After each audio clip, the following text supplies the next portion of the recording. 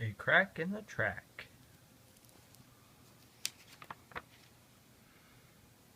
Thomas was a little blue steam engine. He lived on the island of Sodor with many other engines. Sometimes Thomas pulled his coaches, Annie and Clarabelle. "Hurry, hurry," said the coaches. Sometimes Thomas pulled freight cars. "Faster, faster," said the foolish freight cars. They would try to push Thomas down the hill. And sometimes Thomas traveled all by himself across the island.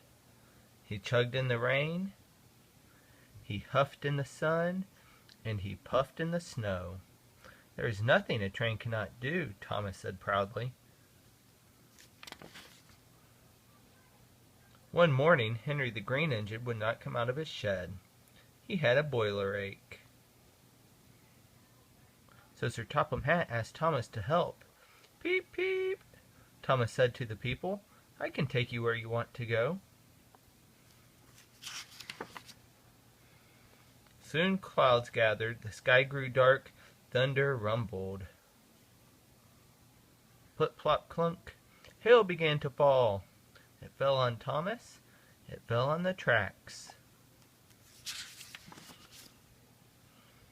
Suddenly, Thomas's driver saw trouble ahead.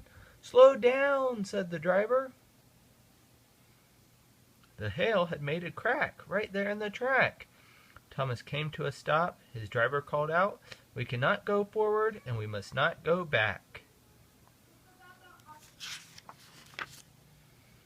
"Everyone off," the conductor said. "What shall we do?" said the people. They climbed down from the coaches and climbed up to the road.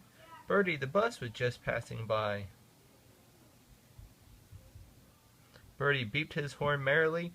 "A bus is as good as a train," he said. "I can take you where you want to go."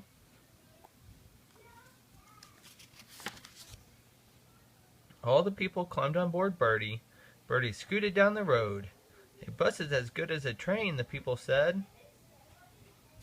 Suddenly, Bertie's driver saw trouble ahead. "Slow down," the driver said.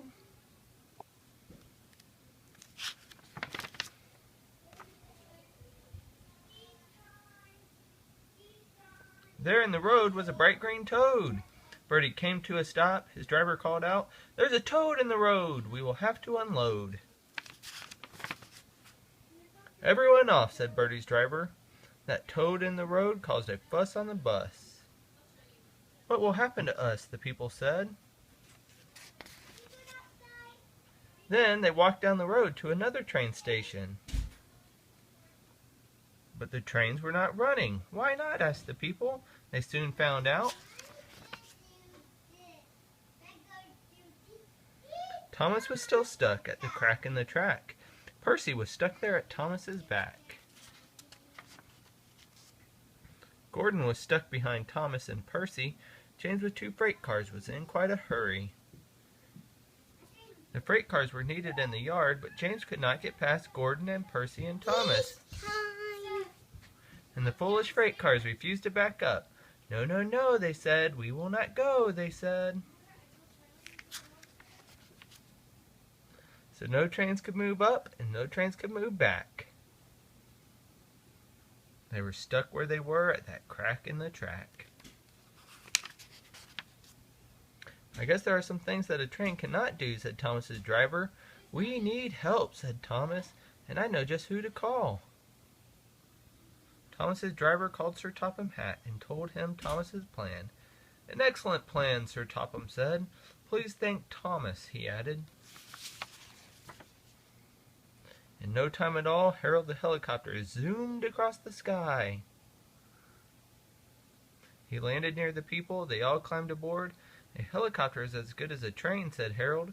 "I can take you where you want to go." The breakdown crew came to replace the broken track. By the time they arrived, rain was falling hard.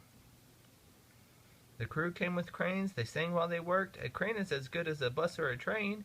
We'll fix up your track and we don't mind the rain." Finally, Thomas could move, so could Percy and Gordon. James with his freight cars was close behind. They turned on the turntable and went back to work.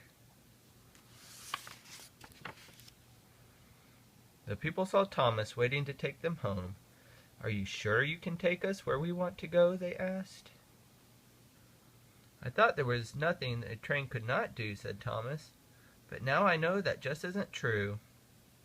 I learned a big lesson from one little crack. A train is only as good as its track." The end.